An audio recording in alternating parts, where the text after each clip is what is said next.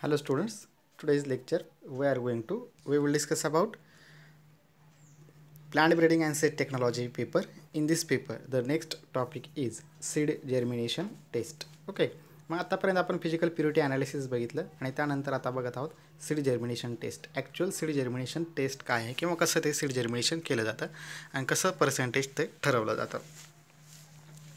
Germination is defined as the emergence and development from seed embryo of those essential structures or kind of seed questions indicates its ability to produce a normal plant under favourable conditions. म्हणजे प्लांटला काय करायचं, favourable condition provide करायची, moisture content provide करायचं, जेणेकरून काय होईल आपल्याला सीड जर्मिनेशन टेस्ट ही काय करता येईल, काउंट करता येईल.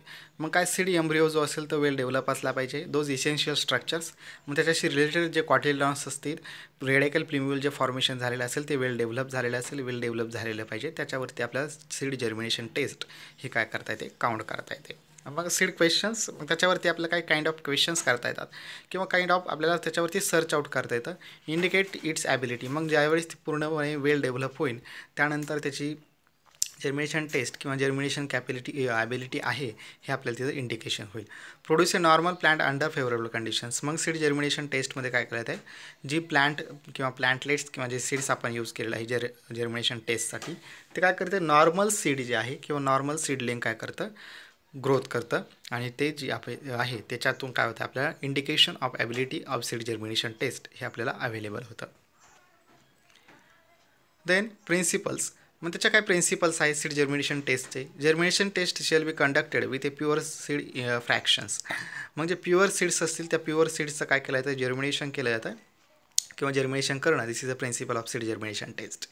ए minimum of 100 seeds are required in the 4 replicated 100 seeds each or 8 replicated 5 seeds or 16 replicated 25 seeds each depending on size and size of container of substrate. Okay, मग त्याचं germination taste आपल्याला करायचं. मग आपण कंटेनर त्यासाठी use करणार किंवा broad काहीतरी सरफेस असा त्याच्यावरती आपण ते जर्मिनेशन टेस्ट जे आहे ते आपण यूज करणार.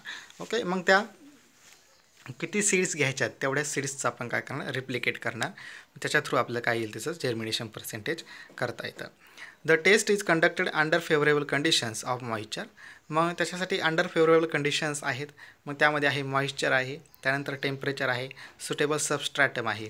एवढे सगळे जे फॅक्टर्स असतील त्याच्यावरती काय करतील, अफेक्ट करतील किंवा तेवढे फॅक्टर्स त्याच्यासाठी नेसेसरी आहेत.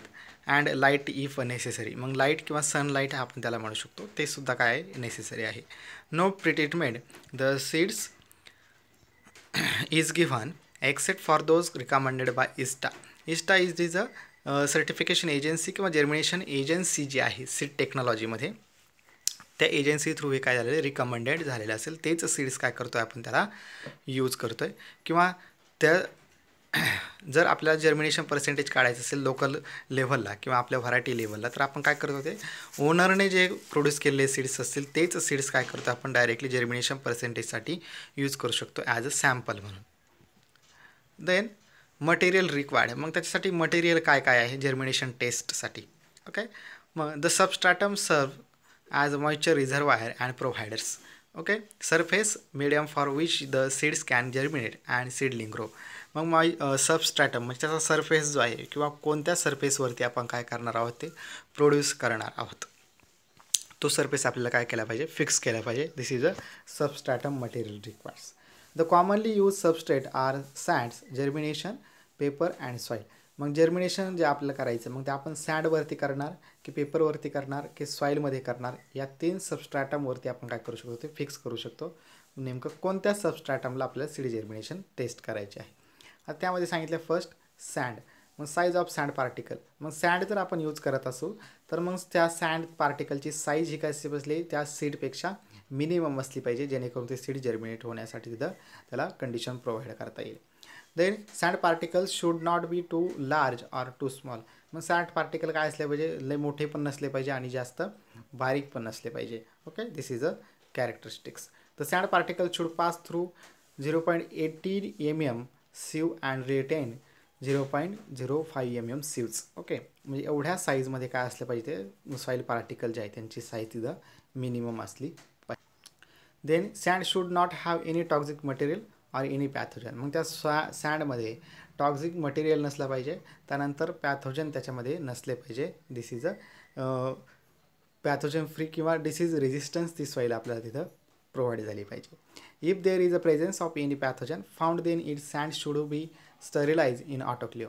जर ती ऑलरेडी पॅथोजन किंवा इन्फेक्टेड सॉईल असेल तर ती सॉईल काय करायची, आपण ऑटोक्लेवमध्ये स्टरलाइज करून घ्यायची. स्टरलाइज म्हणजेच काय, कंटॅमिनेशन म्हणजे जे झालेलं असेल ते कंटॅमिनेशन काय करायचं, रिलीज आउट करायचं. म्हणजे without contamination of sample, this is called as a sterilise sample किंवा स्टरलाइज ऑटोक्लेव असं म्हटलेलं आहे. Then germination tray. मग जर्मिनेशन ट्रे आपण काय केलेलं आहे, यूज केलेला आहे त्या जर्मिनेशनसाठी. आधीच मी तुम्हाला सांगितलं काय, ब्रॉड सरफेस आपल्याला काय पाहिजे जर्मिनेशनसाठी आपण यूज करणार आहोत. When we use a sand germination trays are use to carry out to the state. मग जर्मिनेशन ट्रे आपण यूज करणार आहोत किंवा ब्रॉड पेट्री प्लेट्स आपण त्याला म्हणू शकतो. किंवा जो ट्रे असेल तो कसा असला पाहिजे, त्याचा आउटर सरफेस जो आहे किंवा अप्पर सरफेस जो आहे तो कसा असला पाहिजे, ब्रॉड असला पाहिजे, इलॉंग असला पाहिजे. Then the normal size of tray is 22.5 into 22.5 into 4 centimetre. The tray may either zinc or stainless steel. मग तो ट्रे जो आहे तो स्टेनलेस स्टीलचा असला पाहिजे किंवा झिंक या मेटलचा बनलेला असला पाहिजे. ओके. मग त्या ट्रेची काय असले पाहिजे, 22.5 एवढी काय असले पाहिजे, लॉंग असला पाहिजे. आणि 22.5 एवढा काय असला पाहिजे, त्याची विड्थ म्हणजे एवढी रुंदी असली पाहिजे. आणि 4 सेंटीमीटर त्याची हाईट असली पाहिजे. त्याच्यामध्ये काय करता येतं आपल्याला, मग तो सीड जर्मिनेशन ट्रे आहे, त्याच्यामध्ये आपल्याला सीड जर्मिनेशन करण्यासाठी प्रॉब्लेम येत नाही, हँडल करण्यासाठी प्रॉब्लेम येत नाही. Then method of seed placement. मग सीड प्लेसमेंट करण्यासाठी काय काय मेथड आहे, सीड इन सँड्स. ओके. मग सँडमध्ये आपण सीड काय करणार, रिलीज आउट करणार. Okay. Seed are planted in uniform layer of moist sand and covered the depth 1 to 2 centimetre with sand. मग त्या सँडमध्ये काय करणार आपण, 1 to 2 सेंटीमीटरच्या खोलीने काय करणार आपण, तेवढे सीड्स काय करणार, तेवढ्याच लेंथमध्ये काय झाले पाहिजे, आतमध्ये सॉईलमध्ये एंटर करून देणार, फिक्स करून देणार. This is sand in sand, seed in sand. Okay. त्यानंतर जर्मिनेशन ट्रे. मग जर्मिनेशन ट्रेमध्ये आपण ती प्रोसेस करणार. मग त्याच्यामध्ये काय, सँड मेथड आहे. मग सँड मेथड जे आहे त्याच्या परत काय केलं, टाईप सांगितले आहे. Top of sand seeds are place in to the surface of the sand. मग सँडच्या अप्पर साईडला आपण काय करणार, अप्पर सरफेसला हे सीड काय करणार, स्प्रेड करून देणार किंवा सोविंग करून देणार. This is a top of sand method. Then spacing. We must give equal spacing all side of facilitate normal growth of seedling and avoid entangling of the seed spread diseases. Okay. त्याच्यामध्ये काय करणार आपण, त्या सीडलिंगच्या ग्रोथसाठी त्याच्यामध्ये space काय करणार, fix केली जाणार किंवा स्पेसिंग त्याच्यामध्ये केलं जाणार, जेणेकरून काय करता येईल आपल्याला, त्याच्यावरती जर काही ज्यावेळेस ती सीड पूर्णपणे जर्मिनेट होईल, प्रोड्यूस होईल, जर ते डिसीज अफेक्टेड असेल तसं आपण डिसीज अफेक्टेड घेणारच नाही. पण बाय चान्स नजर चुकीने आपल्याकडून जर ते गेलं तर ते डेव्हलप झाल्यानंतर त्याचा जो डिसीज असेल तो अदर क्रॉपवरती होऊ नये, अदर सीड्सवरती होऊ नये म्हणून आपण काय करणार, स्पेसिंग हा जो कन्सेप्ट आहे तिथं अप्लाय करणार. Then spacing should be 1 to 5 times with diameter of the seeds. Okay. मग ते त्याच्या जे सीड्स आपण यूज करणार आहोत त्या सीडच्या बेसवरती किंवा सीडच्या स्ट्रक्चरवरती ते काय असेल, किती स्पेस आपल्याला त्या सीड्समध्ये ठेवायचं आहे ते आपण ठरवणार. Okay. Then water. The amount of water be added to sand will depend on size of seeds. Okay. मग वॉटर किती ॲड करायचं आहे हे त्या सीडच्या सॅम्पलवरती किंवा सीडच्या साईजवरती डिपेंड करेल, त्या सँडच्या साईजवरती डिपेंड करेल. For cereal except maize the sand can be moistured to 50% if it water holding capacity. मग त्या सॉईल पार्ट जे आपण यूज करणार आहोत किंवा ती सँड जे यूज करणार आहोत त्याच्यामध्ये काय असले पाहिजे, water holding capacity is a well develop असली पाहिजे. ओके. वेल फेवरेबल असली पाहिजे, तीच आपण तिथं यूज करणार. मग त्याच्यामध्ये कमीत कमी सिरियल क्रॉपचे सीड आपल्याला यूज करायचे किंवा मेजचे क्रॉप यूज करायचं असेल तर त्याच्यामध्ये मिनिमम 50% काय असली पाहिजे, सॉईल होल्डिंग कॅपॅसिटी असली पाहिजे. For large seeded legumes and maize sand is moisture to 60% water holding capacity. मग मेजच्या व्हरायटी वाईज त्याचे काय असेल जर्मिनेशन पर्सेंटेज किंवा जर्मिनेशन कॅपॅसिटी ही वेगळी असेल. ओके. मग जर लेग्युम क्रॉप्स यूज करायचे असतील किंवा मेज क्रॉप तिथं यूज करायचं आहे तर आपण काय करणार, तिथं सॉईलची होल्डिंग कॅपॅसिटी आहे ती किती असली पाहिजे, 60% सॉईल होल्डिंग कॅपॅसिटी असली पाहिजे.